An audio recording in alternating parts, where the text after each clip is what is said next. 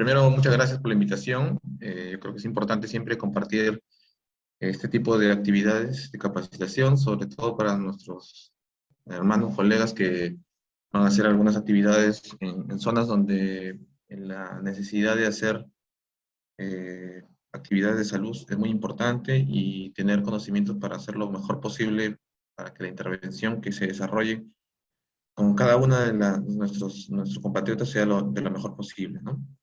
El tema de la vigilancia epidemiológica cubre un rol muy importante porque es una herramienta que ayuda a entender eh, cuál es la situación de salud de una población, puesto que su tarea fundamental es recoger data. O sea, básicamente, si lo vemos como algo muy simple, la vigilancia epidemiológica se encarga de contar de una manera sistemática la cantidad de eventos o daños que estén sucediendo de salud que ayuden a hacer una evaluación de la muerte y mortalidad de una población.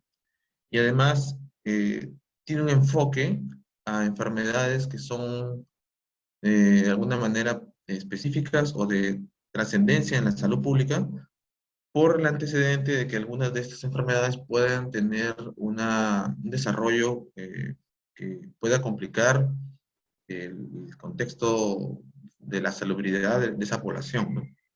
Entonces, es importante tenerla como una herramienta de trabajo diario, porque en realidad esta vigilancia, como su nombre lo dice, es vigilar, es mirar, chequear, estar alertas ante cualquier situación de enfermedades que puedan vulnerar la situación de salud de la población.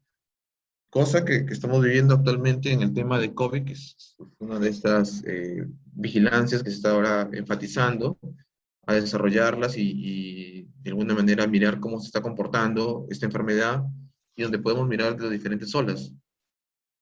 Pero eso no quiere decir que las otras enfermedades que son muy importantes nos estén esperando que le toque su turno, ¿no? Cada una de ellas trabaja en su contexto y el contexto, por ejemplo, que pasó el año pasado en relación a algunas enfermedades inmunoprevenibles, nos hace pensar de que estas enfermedades están latentes y que podrían convivir en cualquier momento con nosotros, como estas enfermedades inmunoprevenibles, por las circunstancias que puedan suceder, como el tema de no tener una adecuada cobertura de vacunación, ¿no? Entonces, más o menos quería partir por esta parte de generar la sensibilidad que deben tener cada profesional de la importancia de la vigilancia epidemiológica, ¿no?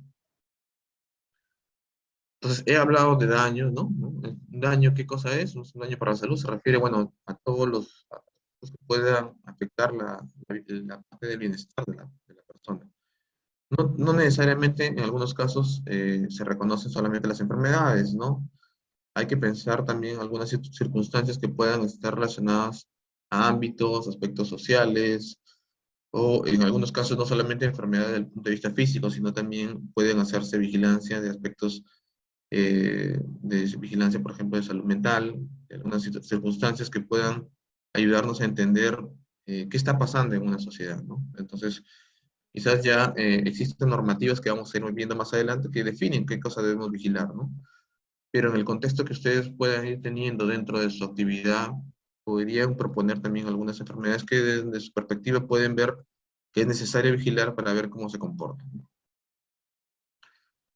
Entonces, ¿cómo se puede estudiar, no? Vamos a decir, cómo se puede valorar o hacer un seguimiento de estas enfermedades? Lo primero que uno tiene que saber es conocer las causas de propagación de la enfermedad, que de alguna manera es conocer el aspecto de la cadena de transmisión que está detrás de una enfermedad, para poder primero saber qué enfermedad es, si es una enfermedad infecciosa transmitida por vectores, por ejemplo. Eso hace a reconocer las causas y que saber si es que estas se están incrementando, entonces probablemente hay circunstancias que están haciendo que se incremente la enfermedad. Entonces ahí entra el tema de control y prevención. La vigilancia epidemiológica lo que hace básicamente entonces es reconocer o apoyar a reconocer estos daños, cómo se están incrementando, y generar evaluaciones o investigaciones etiológicas de estos daños, ¿no? Para saber si es que corresponde a un problema de una infección, ya sea por dengue. Entonces, generalmente lo que uno no mira es dengue directamente, ¿no? Lo que mira es, hay un incremento de la vigilancia de síndromes febriles. Y entonces, si hay un incremento de síndromes febriles y estoy en Jaén, probablemente piense en el tema de dengue como una enfermedad posible, y entonces tenemos que comprobarlo y hacer una evaluación correspondiente de una evaluación de un posible brote y definir su etiología para luego, a partir de ello, conocer las causas de propagación y ver este tema que de repente es conceptual al inicio. La vigilancia epidemiológica hace que lo podamos reconocer que exista a través de esta investigación y luego hacer las medidas de control y prevención. Entonces, la vigilancia biológica tiene un rol importante, ¿no? ¿Qué cosa es en sí, no? Vamos a ver que es un sistema de información, ¿no? E investigación de las características y causas de morbilidad y mortalidad de la comunidad. Como les estuve explicando, es que se implementa un sistema de información donde se conoce qué cosa vigilar, donde premeditadamente sabemos qué cosa debemos vigilar, tenemos los datos básicos sobre el evento de vigilancia que vamos a tener que buscar. Busco pacientes que puedan tener síndromes febriles, si es que hago una vigilancia sindrómica, que tengan síndrome febril hemorrágico, síndrome diarreico, síndrome de infección respiratoria aguda. Entonces, ese es un tipo de vigilancia de tipo sindrómico, pero también pueden haber vigilancia de tipo etiológico de enfermedades que se pueden ir eh, determinando desde la sospecha. No se tiene que esperar a que se confirme, sino de la sospecha. Yo puedo tener un caso sospechoso de malaria, entonces bajo esa perspectiva puedo yo generar o estimular que exista una análisis de interpretación de los datos, tratar de orientar la acción que se debe hacer, considerando si ya tengo la sospecha de uno, dos o tres casos que no estaban sucediendo dentro de mi ámbito, generar, orientar de acuerdo a ese diagnóstico la acción que debo tomar, divulgar, porque es importante en la divulgación, corresponde a elevar el, este reporte, elevarlo a las instancias superiores. Cuando ustedes están generalmente en CERUM, está una instancia, un nivel 1, 1, 2, 1, 3, 1, 4 probablemente, y sobre eso tengo un cabecera de red que me ayuda a entender cuál es la actividad que debo seguir, porque tengo que avisar si es que sobre todo se sobrepasa la cantidad de pacientes, y tomar las acciones, ¿no? Para poder construir una información que sea adecuada para la toma de acción. Y esto permite generar nuevos conocimientos sobre si una enfermedad está actualmente incrementándose en un territorio en el que ustedes están trabajando, orientar aspectos de si estoy pensando en malaria, entonces es probablemente que tenga un incremento de vectores y debería tomar una acción o una sugerencia con las áreas, por ejemplo, de salud ambiental para poder hacer coordinaciones de control. Y también, en algunos casos, hacer ajustes del tema de vigilancia con la finalidad de que probablemente se sobrepasan, a veces se sobreestima o se subestima la cantidad de casos y tiene que también valorarse si es que el sistema de vigilancia nos permitió realmente buscar o demostrar que la enfermedad estuvo presente. Probablemente de repente es algo que ya estuvo buen tiempo y nadie se dio cuenta y viene un médico serum como ustedes recién y encuentra que existe una enfermedad y no se habían dado cuenta probablemente. Entonces, bajo esta perspectiva, es importante mirar qué está sucediendo, ver con una óptica de revisar qué enfermedades están incrementándose, podrían ayudar a tomar nuevas acciones para reducir esta enfermedad, ¿no?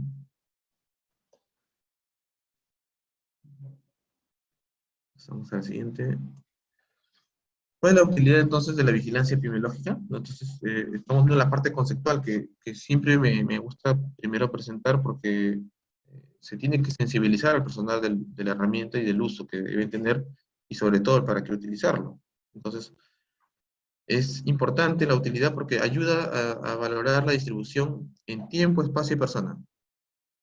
¿no? Entonces, saber en qué tiempo ha aparecido la cantidad de, por ejemplo, infecciones diarreicas, ¿no? Si apareció, generalmente aparecen en verano, si está dentro del esperado, si está dentro de las personas que estaban esperadas, o sea, de repente lo más probable es que aparezcan en niños menores de 5 años, incrementa un poco más. Pero ¿qué pasaría si esa cantidad de pacientes incrementa, pero no en niños, sino en adultos, y no en un tiempo de una semana, dos o tres, sino aparece de una manera puntual? 20 personas llegan simultáneamente a su centro de salud con las características de dolor abdominal, diarrea y vómitos explosivos. Y dentro de esa indagación que ustedes hacen, entonces podrían estar pensando de que dentro de este contexto puede haber algo común, ¿no? Entonces, en la indagación, en la evaluación de cada uno de esos pacientes, encuentran que probablemente la asistencia a a un evento puede ser de repente, no sé, un sepelio y les dieron de comer algo y todos tienen una actividad de ese tipo, ¿no? O fueron a una fiesta, o compartieron una comida, etcétera. Entonces, esto hace también que ustedes les ayude a reconocer en relación al lugar, el momento donde está sucediendo, el tiempo, qué tan rápido aparece, y las personas contextualicen la presencia de un brote y que definan qué está sucediendo realmente. En ese caso, probablemente una intoxicación alimentaria. También ayuda a detectar cualquier cambio en la conducta, ¿no? De la infección de la enfermedad, ¿no? Entonces, en la conducta de que de repente estábamos acostumbrados a que en las personas, o más acostumbrados a las personas que van a la zona de la selva, quizás en zonas, digamos, menos exploradas, tienen una mayor probabilidad de tener fiebre amarilla. Y esto es algo que, bueno, por la misma cuestión endémica y la presencia del vector, que es difícil eliminarlo en esas zonas y no tener la protección suficiente, es posible que pacientes tengan esta situación. Sin embargo, si ustedes eh, encuentran que una persona que no entró en ningún momento a la selva llega con características de un síndrome febril hemorrágico y son sospecha de fiebre, de este tema de fiebre amarilla, entonces ustedes dirían, la primera pregunta que harían es, ¿usted viajó, fue a la selva, en qué momento estuvo? Dice, no, yo siempre estaba en mi casa, no me movió para nada, y eso es un poco que les haría sospechar, ¿y qué, cómo es posible que haya llegado a eso, ¿no? Cuando es posible de repente a través de otras personas o a través de un mosquito que, pero si aparecen muchos más casos, ustedes podrían estar pensando que hay fiebre amarilla urbana, y esto sí es un problema un tanto crítico porque ya pensaríamos que hay presencia de personas y de vectores que están condicionando a la presencia y haciendo que pueda ser sostenido la infección en esta localidad. Entonces, de alguna manera, esta forma de mirar este cambio de conducta de esta enfermedad que antes probablemente lo tenían claro y que podía estar a nivel de zonas selváticas, que esté en las zonas urbanas ya cambiaría nuestra forma de ver esta enfermedad y tendríamos que tomar un tipo de acción porque esto es un brote que tendría que tomar acciones correspondientes para poder reducir y mitigar todas las actividades que estén desarrollando, ¿no? Entonces, también ayuda a recomendar las medidas oportunas, que era lo que comentábamos, ¿no? Sobre esta enfermedad de la fiebre amarilla. Ayudaría que, entonces, los vectores estén presentes, tengo que hacer algún tipo de acción para poder prevenirlos, hacer mi informe de brotes con la finalidad de poder valorar que esté tomando las acciones e informarlo también para que puedan tomar las instancias superiores, tomar acciones de apoyo para poder controlar este.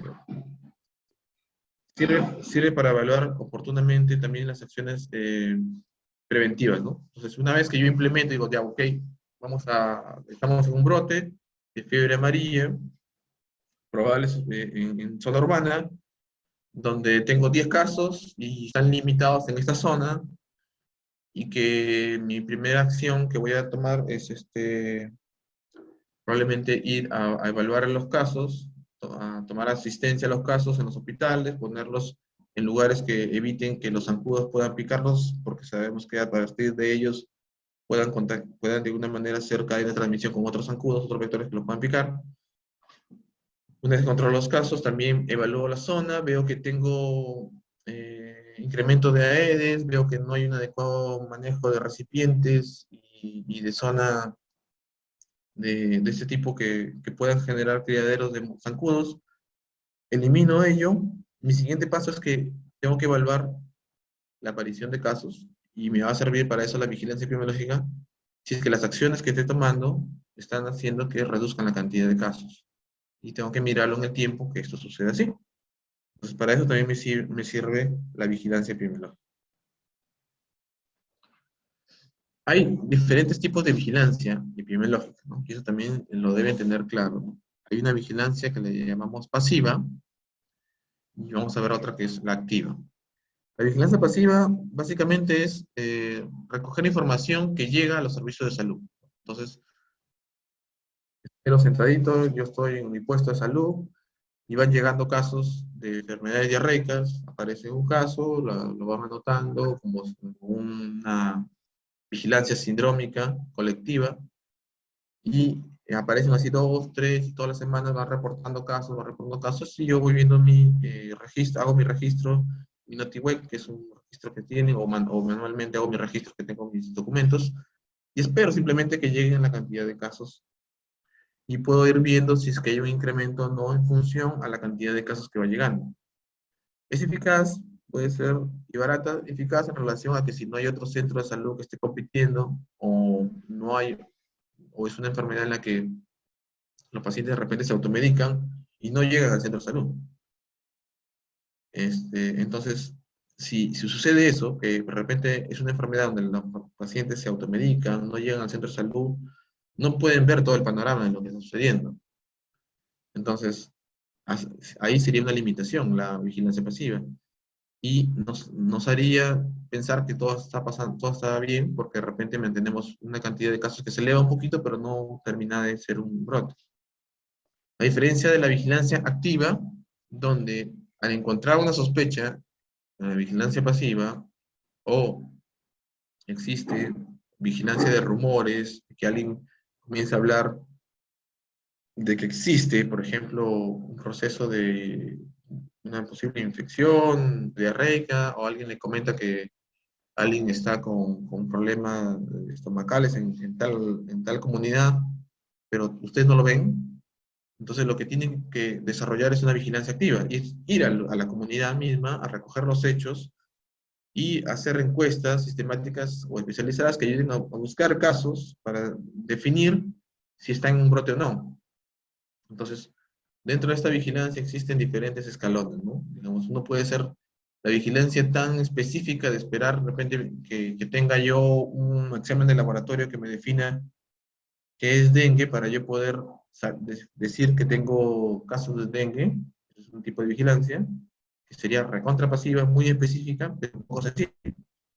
Versus la vigilancia que es la de tipo de rumores, donde puede ser muy inespecífica, pero muy sensible para poder determinar brotes.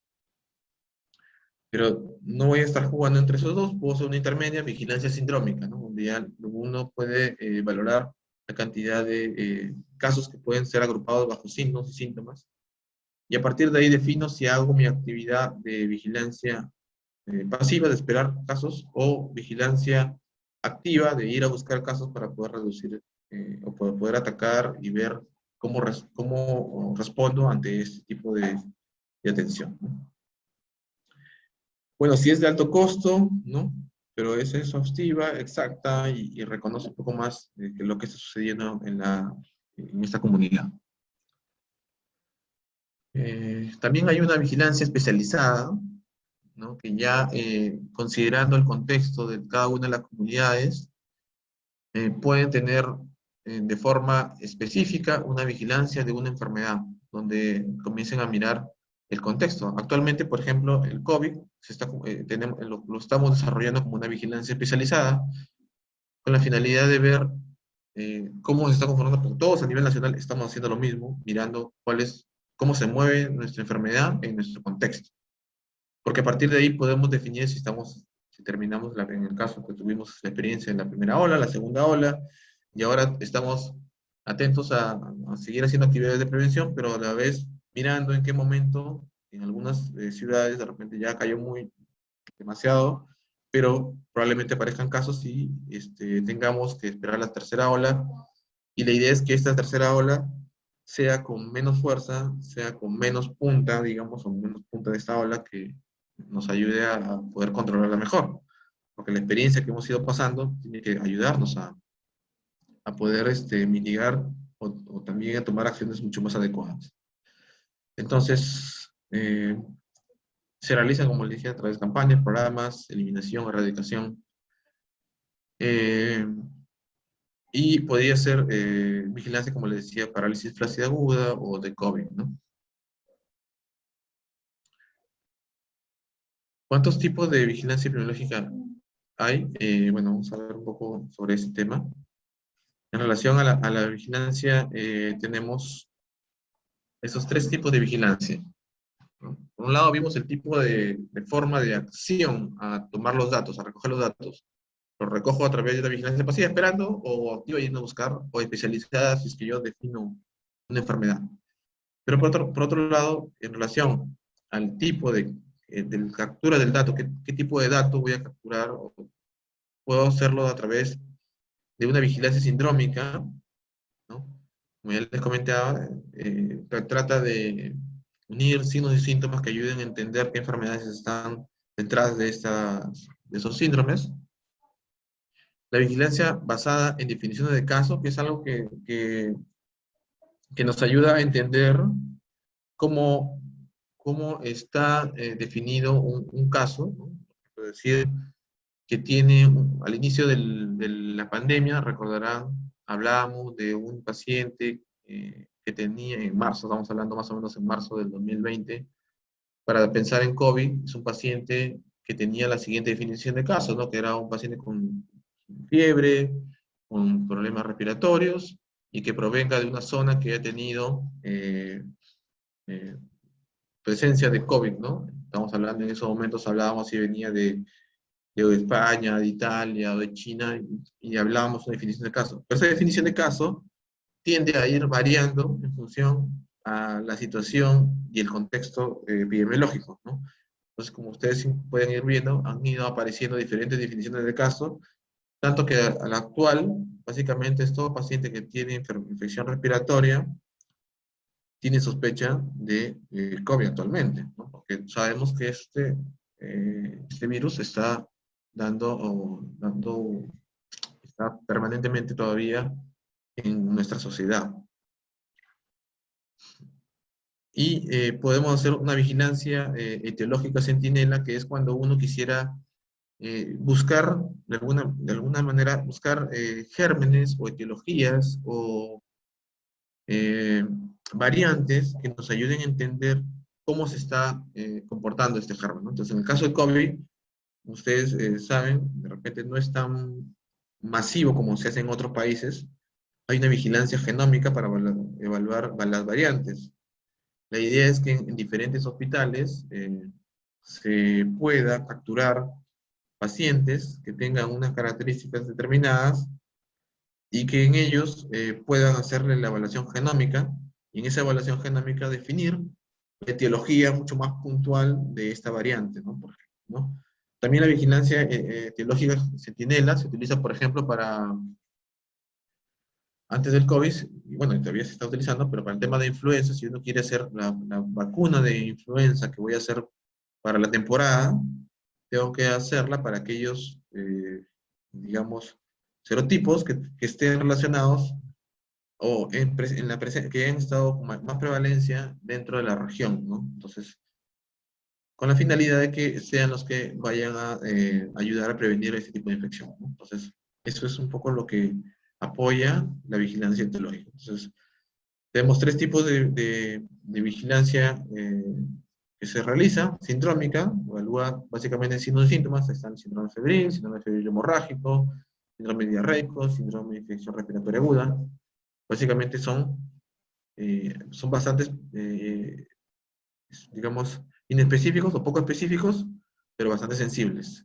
La vigilancia basada en definiciones de caso nos ayuda a entender o explicar una enfermedad que tiene unas características y con ello nos ayuda a sospechar de esta. Y con esta definición de caso, yo tengo una ficha epidemiológica específica para ello, que vamos a ir viendo un ejemplo más adelante. Y esa ficha epidemiológica nos ayuda para poder hacer los reportes a las diferentes instancias. Y por otro lado, hay una vigilancia etiológica centinela que nos ayuda a mirar un aspecto de repente mucho más específico a los gérmenes que están definiendo alguna enfermedad, que nos ayuda para entender ya sea lo que está sucediendo en relación a los casos, cómo se han ido distribuyendo, o para tomar medidas de prevención, como el caso de formar vacunas. Bueno, las características que debe tener la información cuando uno hace vigilancia tiene que ser exacta, oportuna, fidedigna, porque a partir de ahí uno toma decisiones. Ustedes, cada uno de ustedes que esté a nivel nacional tomando un dato, haciendo un diagnóstico, generando una ficha, registrándola en el sistema de vigilancia, genera una agrupación de datos y a partir de esa agrupación de datos se toman decisiones. Entonces, es muy vital su función de ustedes como médicos en este proceso, porque ayuda a que las cosas se transparenten en la realidad nacional y ustedes también puedan retornar un feedback de que esa data que pudo haber generado una presencia de un brote, los puedan levantar el teléfono y decirle a ustedes, doctor, usted ha reportado tantos casos, quisiéramos que nos confirme si es verdad y cuéntenos el detalle, ¿no? Entonces, eso ayudaría a que el reporte genere esa sensación de que puedan trabajar coordinadamente. O ustedes al hacer un informe, enviarlo a la red para que de la manera más oportuna, ya sea por informe, una llamada telefónica de explicarle, sepan a quién acudir ante este tipo de situación, ¿no? Tiene un tema de objetividad porque se basa en criterios estandarizados, o sea, todo está de alguna manera regulado para que ustedes tomen acciones. Sí se ha visto situaciones en las que eh, a veces se incrementan los casos por el hecho del cambio de personal entre uno y otro personal, se incrementan casos, y eso a veces es porque al inicio, al estar enfrentando la realidad, encuentran situaciones en las que podrían estar generando una sobreestimación de casos, pero eso es parte del aprendizaje que no está mal, lo importante es que lo hagan, el tema de reportes, y luego van a ir ajustando en relación a lo que van a ir desarrollando interacciones con sus diferentes actores, ya sean de sus áreas de vigilancia que están ustedes reportando, pero van a poder también ustedes valorar cómo se va trabajando, ¿no? Okay. Ahora, ¿qué es lo que hace que un sistema de vigilancia sea un poco, digamos, un poco, o pueden limitarlo, o factores que impactan en el sistema, ¿no? Por un lado, es confiabilidad en el diagnóstico de una patología, del dato, o sea, o que no confíen en la información, ¿no? El tener el dato o tener la enfermedad al frente, tener un equipo de profesionales que está eh, entrenado para hacer un diagnóstico, tiene que ser lo suficientemente adecuado para que pueda desarrollarlo, ¿no? Por ejemplo, en circunstancias en las que no hay un personal médico, puede ser que este tema de la confiabilidad del diagnóstico decaiga un poco y no sea tan adecuado tomar decisiones en base a eso. Salvo que sea un personal que esté bastante bien entrenado al respecto, ¿no? Puede haber ausencia de registros adecuados o subregistros, también impactan en la vigilancia, en tomar decisiones en ella. O puede ser que ustedes llegan, entrenan, detectan casos, generan un CI10 que le corresponde, llenan la ficha, se lo dan al de registro y el de registro no lo llenó, no le tomó la importancia o no lo llenó en el momento que ustedes esperaban, y esto hace que no se tomen decisiones inoportunas, ¿no? Lo otro que siempre existe es el retraso en la información. O sea, en el sistema van a ver cuando vayan a las zonas remotas, el Ministerio de Salud, no hay un sistema tan rápido de tomar decisiones, no hay en algunos casos ni internet o línea celular, Por lo tanto, la capacidad de tomar decisiones en base a lo que está sucediendo también se hace lenta. Y en epidemiología, la oportunidad de tomar acciones es básica, ¿no? Mientras más temprano tomen acciones, la capacidad de reducir un brote es importante. Entonces, eso es clave. Difusión de la información en flujo también es importante, tener un flujo, una actividad de qué es lo que deben hacer, los recursos humanos que deben tener, materiales, económicos para poder desarrollar la vigilancia también es muy importante. Y bueno, yo les pediría que sí traten de siempre, el área de biología siempre va a estar, es un área activa que siempre está cercana a las áreas de los centros de salud. Y su, digamos, acercamiento que ustedes deben tener con ellos es muy importante desde el inicio, que sepan que usted es una persona que va a ser un brazo derecho, que van a ser sus ojos en ese ámbito, va a permitir que a ustedes también lo apoyen para diferentes circunstancias, capacitaciones, documentación, etc. Así que la Estimado coordinación es muy doctor, importante. quedan 3 minutos. Ok. Bueno, entonces aquí la idea es que la vigilancia tengan canales endémicos, donde ustedes van a mirar cómo se comporta, van a ver que en sus centros de salud existen estos, donde van a ver que hay zonas que de repente por el tema del contexto se eleva, pero están en zona segura, versus en zonas que de repente es, por ejemplo, si es un tema frío, podría ser que incremente las infecciones respiratorias, pero en temas que son verano, está reducido, ¿no? La idea es tener en zonas de éxito, o sea, su cantidad de casos por semana estén en zonas de éxito. ¿Por qué investigar? La idea es que podamos investigar brotes, prevenir, ¿no?, aquellos que puedan ser futuros o interrumpir cadenas de transmisión. Es por eso es que ustedes hacen la vigilancia epidemiológica. Y eso es lo que les comentaba, ¿no? Un primer caso puede ser aquí. Si tengo una detección tardía y una respuesta dilatada, la cantidad de casos que prevenía sería esto, muy poca, ¿no? Versus tener un primer caso, una respuesta rápida para cortar la cadena de transmisión, y podría reducir esta cantidad de casos potencialmente, y eso sí impacta, y que la población va a reducir su mortalidad y su trabajo de ustedes indirectamente. Hay diferentes pasos que ayudan al tema de la investigación de brotes, que no es la idea de lo que estoy presentando, pero sí para que lo tengan conocimiento de ello. Luego quería mostrarles al final esto, ¿no? O sea, en realidad no es, la vigilancia epidemiológica se respalda en normativas, y nuestro ente rector, el MINSA, genera las normativas para hacer la vigilancia correspondiente. Perdón. Entonces, la vigilancia tiene diferentes normas, como están aquí publicadas. Les he dejado aquí la lista del link para que puedan encontrarlas. Y esas normas, la más importante, digamos, es la Directiva Sanitaria de Notificación de Enfermedades de Eventos Sujetos a Vigilancia Epidemiológica, Salud Pública, que es la 046, y la 047, que es la notificación de brotes. O sea, por un lado, tengo qué cosa debo vigilar, y por otro lado, si tengo un brote, ¿qué debo hacer?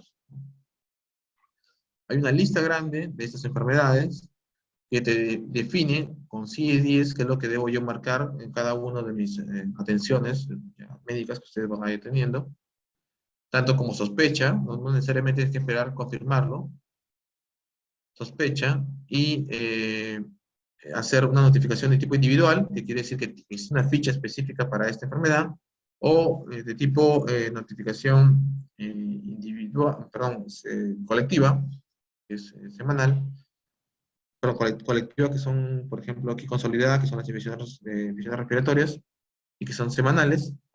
Y las individuales, como se darán cuenta, todas son inmediatas. O sea, quiere decir que yo detecto una difteria, hago mi ficha individual, y inmediatamente dentro de las 24 horas debo hacer el reporte a mi cabecera de red, o dentro del NotiWeb si lo tengo activado, que es un sistema que vamos a ver más adelante. Entonces hay un flujo que debo seguir con respecto a los brotes, epidemias y otros. Primero, si es que soy personal de salud, hacer una respuesta al respecto, efectúo un reporte y la notificación correspondiente, ¿no?, a las diferentes instancias. En Internet, bueno, tienen en el área del DG, ¿no?, del Ministerio de Salud, tienen una lista de un desplegable de alerta y respuesta donde está la notificación de brotes y epidemias, eventos masivos, vigilancia de rumores, todos esos detalles ustedes pueden mirar para hacer están las normativas, está la parte conceptual de cada una de las enfermedades. Este sistema de vigilancia epidemiológica, que es el NotiWeb, lo utilizan para poder hacer los reportes en línea. No en todos los ámbitos a veces no está, o está solamente en la cabecera de redes. Y lo que le van a pedir a ustedes si están en una zona remota es que llenen un formulario que vamos a ver más adelante, una forma pequeña. Ellos ingresan, dependiendo de la enfermedad o la vigilancia que estén haciendo, ingresan a un determinado link y agregan de una forma, está bastante estructurado, no fácil de llenar los datos que le piden de cada paciente en relación a los datos de filiación, la enfermedad, el daño que están buscando, ¿no? Y todos los detalles que le piden, ¿no? Al final todo esto llega y se consolida a nivel regional y a nivel nacional. Si no tienen esos sistemas, van a llenar con estos registros de notificación epidemiológica consolidada, donde aquí ya se ve en forma general, aquí no es individual, ¿sabes? La cantidad de pacientes que tienen en el distrito tal sobre diarrea, ¿no? O sobre enfermedad diarreica aguda, o sobre infección respiratoria aguda, sobre disentería, sobre neumonías, es el número general. A diferencia de esta ficha donde ya ustedes ven por cada persona, ¿no? El nombre de la persona, sexo, lugar, la dirección, qué daño es, qué fecha se hospitalizó o no, si tuvo algún tipo o falleció, etcétera, ¿no? Y acá están todas no sé muy bien, pero están todas las daños que se están viendo. También en ese link están cada una de las fichas que ustedes las pueden descargar. Les recomiendo que antes que se vayan a su zona, las descarguen, las guarden en una carpeta y las tengan por si acaso. De repente en la zona que ustedes van, se perdió el archivo, no lo tienen las fotocopias, y buscar o hacer un reporte individual, si no tienen las fichas a veces se hace complicado, ¿no? Entonces, llévenlas, sería mejor. Es una ficha, por ejemplo, de rubiola, donde uno tiene todos los detalles que debe colocar, le va a pedir datos del paciente, filiación, datos de signos y síntomas, de algunos exámenes, etcétera, ¿no? Existen diferentes aplicativos también dentro del Ministerio de Salud, donde evalúan, acá está el NotiWeb, está la vigilancia centinela de influenza, hay temas de cáncer, sindrómicos, reportes de brotes, post-desastres, ¿no? Todos estos detalles se pueden ingresar, seguramente les van a dar los accesos correspondientes cuando estén ahí, o por lo menos el de cabecera de red lo va a tener para poder hacer los registros. Para ir concluyendo, entonces hay diferentes formas de hacer el seguimiento. Por ejemplo, ahí también hay un link donde dice cómo se están comportando los diferentes brotes. Es importante que los tengan para que ustedes vean en su zona cómo se están moviendo esos brotes o qué brotes tengo circundantes a mi zona para saber si también puedo pensar en ello dentro de mi contexto. Este es un brote, por ejemplo, en Lobitos, ¿no? En Piura.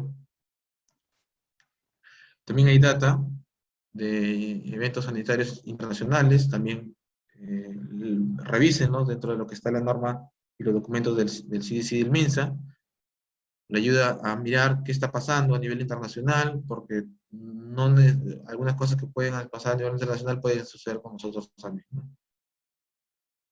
Siempre vean las tendencias, evalúen cómo están, en este caso es el reporte de brotes del COVID, cómo se está comportando en las diferentes regiones. A nivel Perú, también denle una mirada y denle un zoom a nivel de su localidad para ver cómo se ha comportado y ver si es que esto también, cuánto es el valor esperado de infecciones respiratorias y todas las otras infecciones que puedan ser, que ustedes capten que esté incrementándose o no las diferentes enfermedades en su región. Existen salas, les sirve también toda esta data para poder generar ese tipo de salas situacionales que ayuden a entender qué está pasando, qué está sucediendo en diferentes ámbitos.